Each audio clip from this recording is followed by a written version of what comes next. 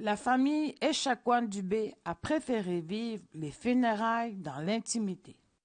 Mais les autres communautés ont tenu à témoigner leur soutien. Puis, plusieurs communautés se mobilisent au niveau financier pour soutenir les procédures judiciaires que la famille Echaquan a annoncées. Par exemple, le Conseil de la Nation Wabanaki.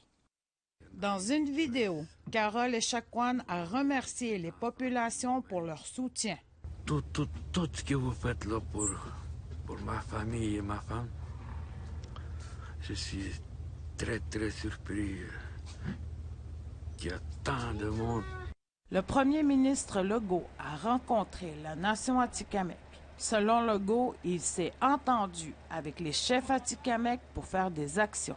Entre autres, faire une campagne de sensibilisation et une formation culturelle aux employés des différents secteurs.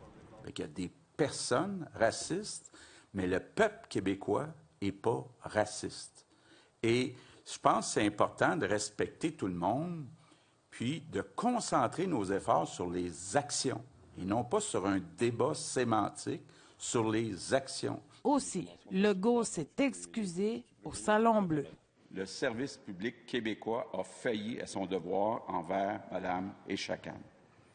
L'État a le devoir d'offrir la même dignité, le même respect à tout le monde, peu importe son origine, peu importe son sexe, peu importe la couleur de sa peau. Tout le monde a le droit au respect. Donc aujourd'hui, je veux, au nom de l'État québécois, offrir mes excuses à la famille, aux proches et à la communauté de Joyce Echaquan.